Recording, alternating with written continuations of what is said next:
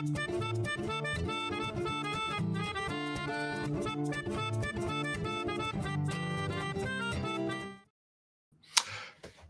everyone, welcome to Steele Wars. I am Steele Saunders and I do love Star Wars. Now, if you are in the chat, I see Billy's there.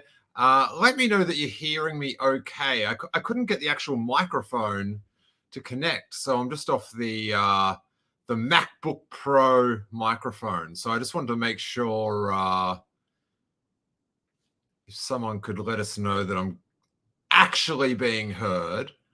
Then we are here to watch the Skeleton Crew trailer, official trailer. Billy Davis says, I sound good enough. It's the best you can hope for. I'll try to lean in a little bit, maybe. But I haven't watched it yet. Very excited. So, actually, the reason, hey, Jackson, the reason why I'm doing it so late and what makes me the most equipped to review it today is I was a volunteer at Fun Friday today, which is at Harrison's elementary school. So I was with the Skeleton Crew. Will for next Halloween, Will Harrison, please, it'd be so good. Will he want to dress as a little blue elephant space boy? That's the question.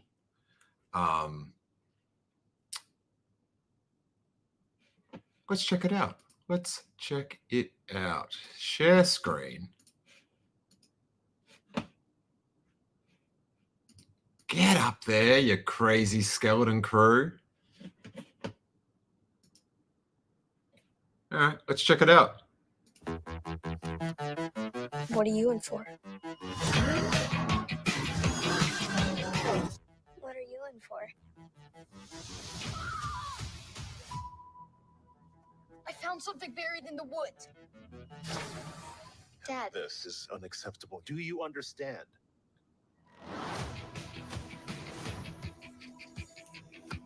What do you think it is? Elephant boy. Don't touch anything. God, it's very upbeat. Like,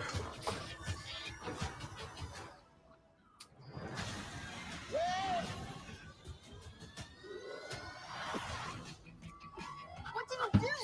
We're lost. Really lost.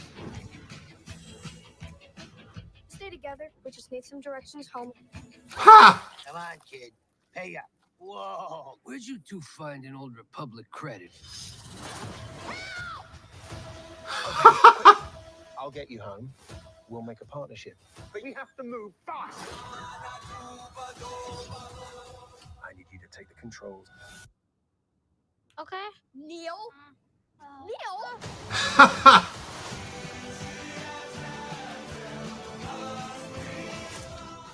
A crew of murderous pirates is coming.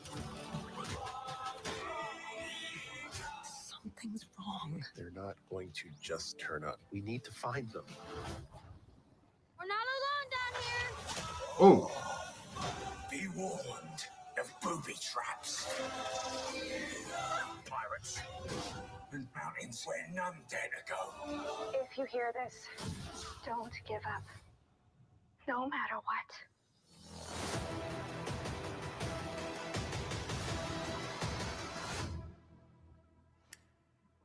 ha! Man, that music was. George Hackenschmidt, the Russian lion. Oh my god!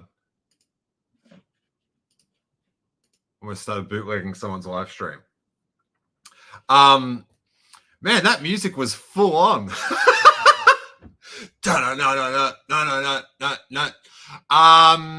James says, I can't wait for Skeleton Season 1 Black Series figures to come out next presidential election.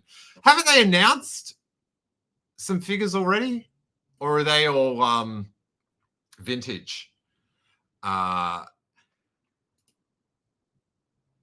Nick Hagan says, music took me out of Star Wars a bit.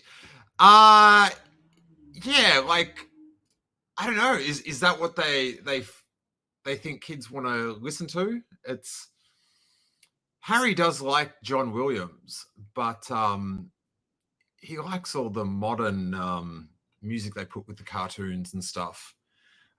He was a big fan of Pharrell's Piece by Piece, all the music in there, which I thought was a bit overzealous of Pharrell, but we got tickets to go see it, and it was pretty sweet.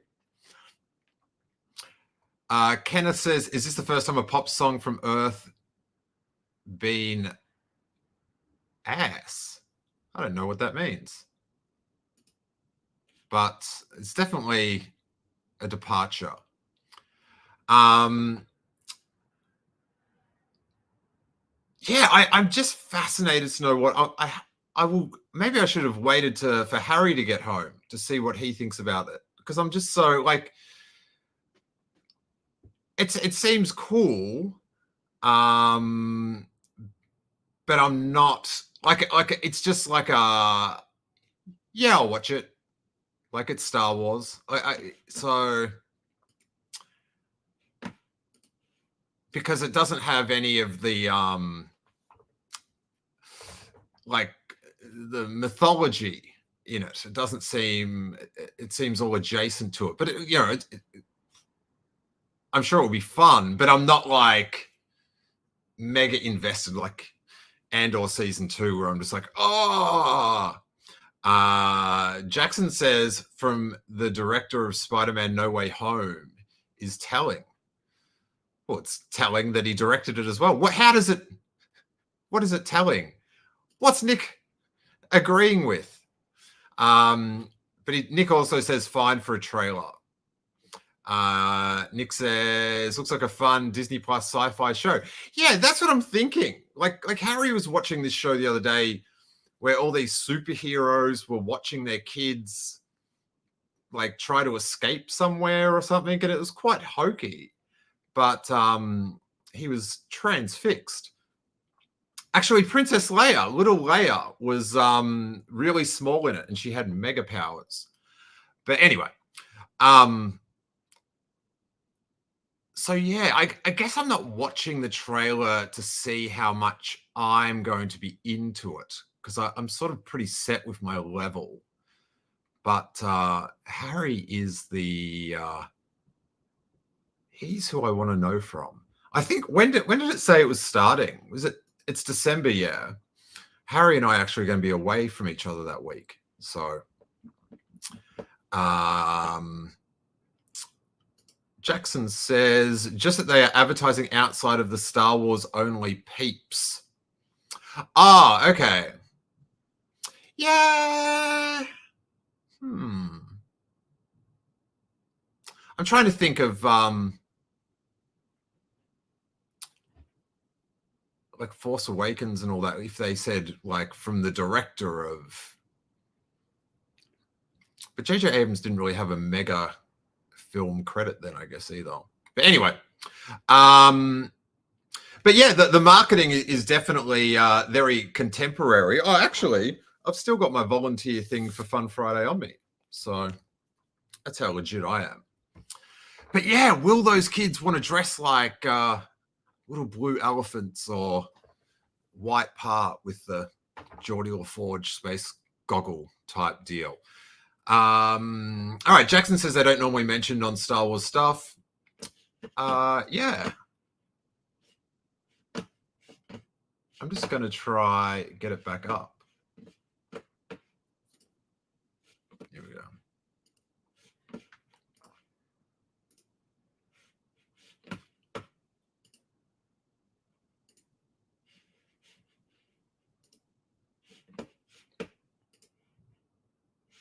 All right.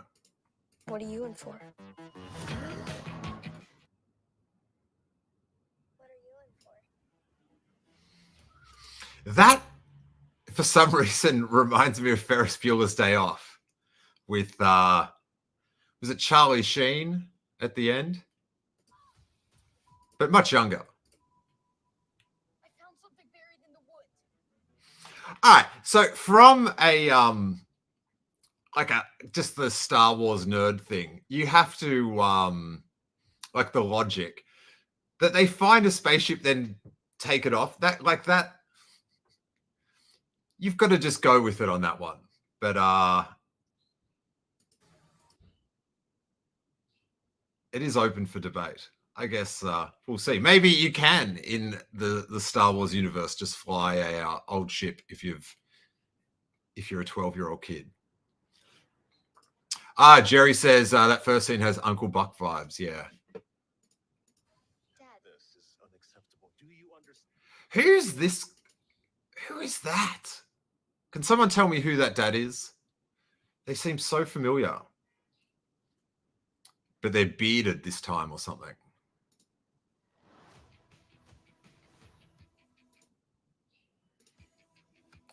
what do you think it is? I love how little Neil has to hold his ear. Look at him. My little boy. I think it is.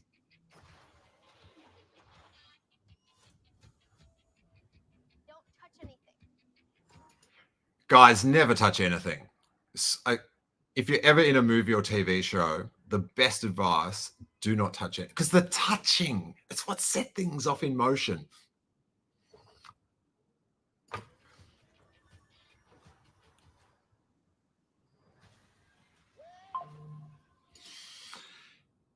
Like, yeah, the circumstance of the dad just being there when the it just seems like a really serious thing to lift off. Like, I couldn't take off a plane. But yeah, but for the conceit of the show, they gotta do it. Maybe it's just like the video game they always played, which was actually a recruiting tool for an intergalactic secret. I'd never buy it. If anyone gets that reference, banging. What did you do? We're lost. Really lost. So I read something on Twitter from, I guess there's a bunch of articles that have just come out in conjunction with the trailer. And apparently no one in the galaxy knows their planet is the issue. Why doesn't anyone else know it? Is that a mystery? Don't know. I have to say, with my buying in of it, I was pretty similar with The Mandalorian. And until at the end when the Baby Yoda came out, and I was just like, oh, that makes it so Star Wars. To have a little baby Yoda Jedi. Like, it sort of was the other part of Star Wars that was sort of missing from just like if it was just like Mandalorian bounty hunter going on missions. James says there's something so meta and wild about Star Wars originally being made for late 70s and 80s kids. And now there's a Star Wars story that is unsubtly coded to feature kids in universe living in the Star Wars version of an 80s suburb. Still come to terms with the sidewalks. That's the comic book guy. The comic book guy, Star Wars nerd part of me talking though. This ship looks sick. Stay together. We just need some directions home. Like that, the aliens in the design look just like fun in itself. Like, do you know what I mean? Like, if it's always like you're getting doses of these little Star Wars things, that could fill my need. Come on, kid. Hey up. Whoa. Where'd you two find an old Republic? Jawas are everywhere now, though. Would have always kept the Jawas just on Tatooine. Credit. Over here, quick. That flame thing. So if you're listening to the podcast, they one of the kids flicks like the oil to burn and make a big flame. These kids are pretty hardcore. They're doing some John Wick style fight creation. Nick Hogan. Nick Hagen's with me. I hate Jawas being everywhere. Probably I shouldn't have said that out loud in 2024. But Jawas.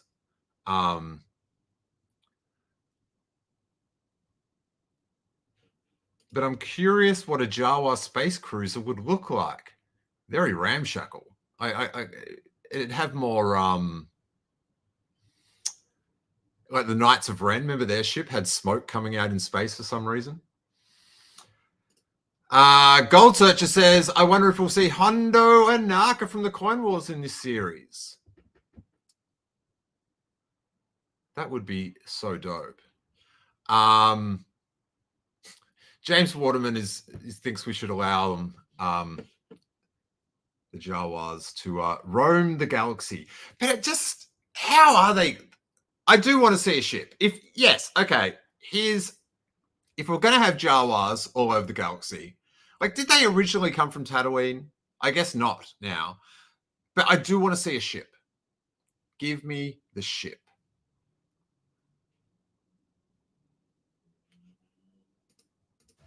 I'll get you home. We'll make a partnership. But we have to move. God, his voice is smooth. Oh, Jude. It does sound like he sounds sketchy.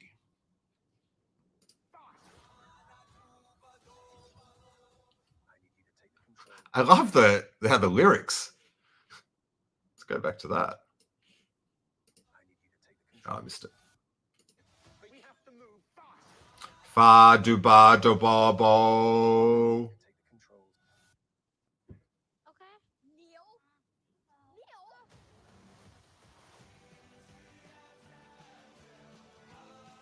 Oh, that Lando shirt, he is like,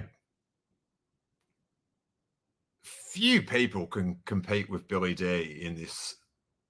He's got the same shirt on as Lando has in Empire Strikes Back. So if you didn't know, or you listen to the podcast, whatever.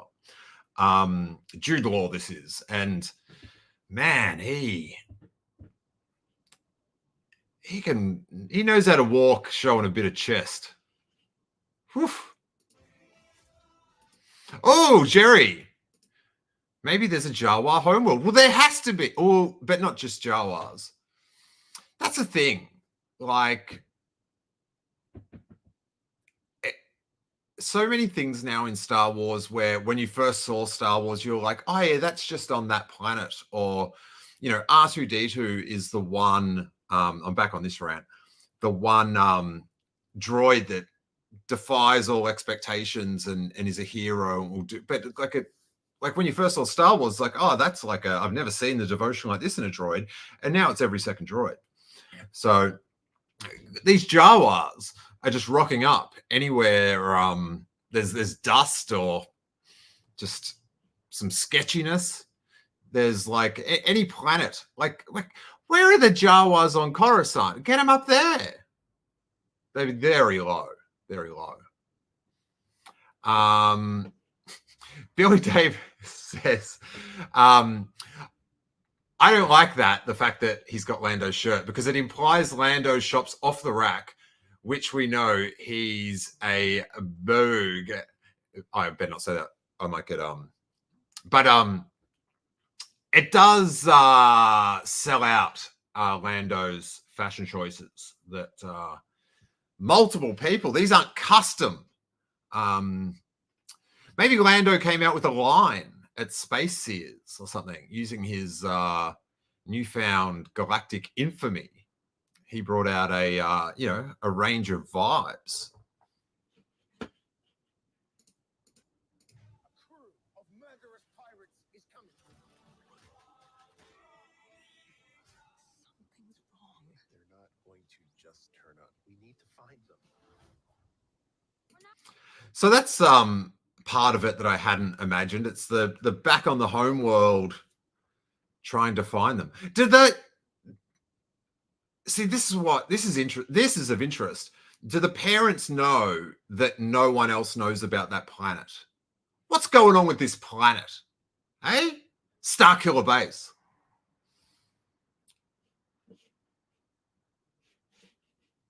It's not. That is sick. That is a sick shot. Love it.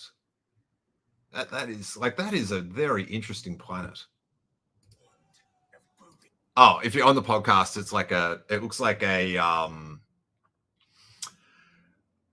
a vacation planet with all waterfalls but looked like there was snow there as well.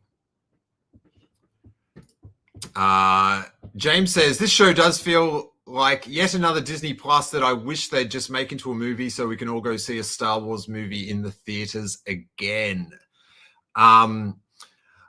I do want to go see a Star Wars movie in 2019 feels like a different life. It was a different lifetime ago, James. It was. It is.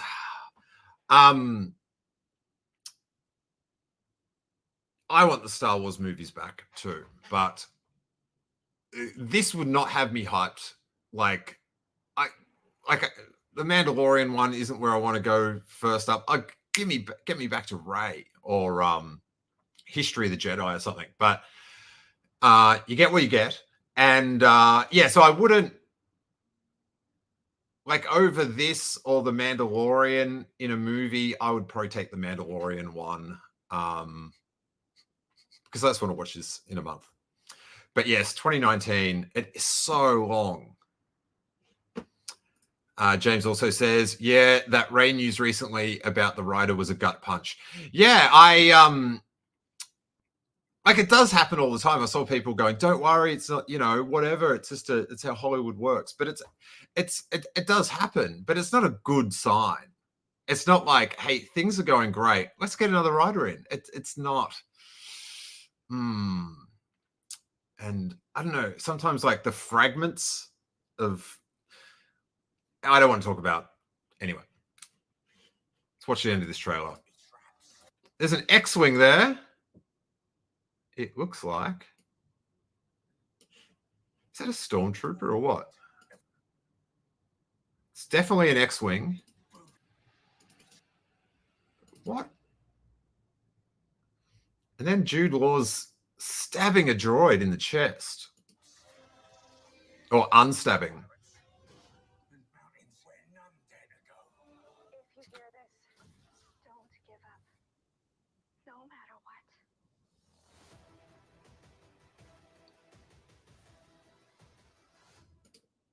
what. All right. The Skeleton Crew.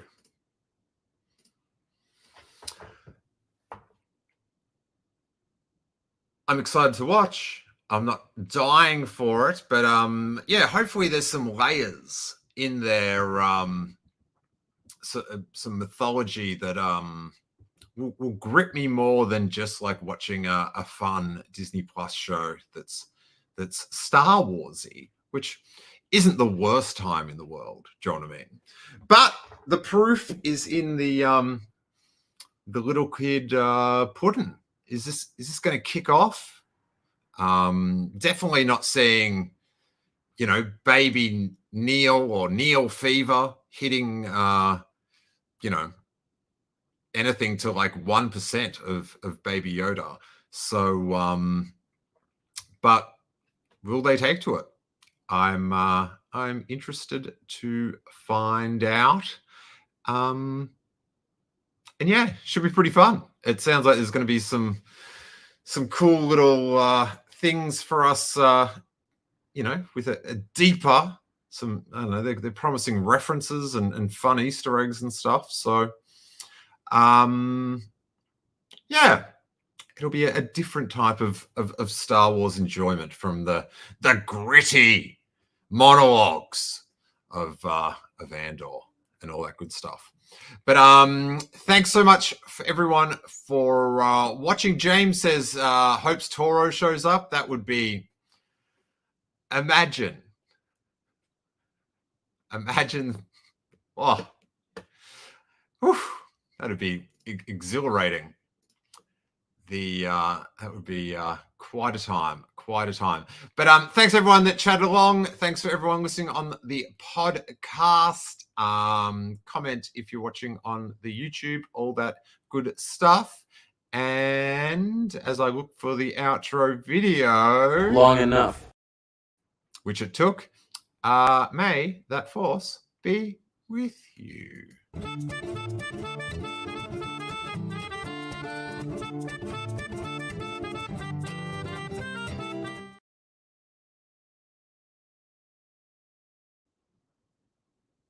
Oh, how I wish I just miss bickering with Corey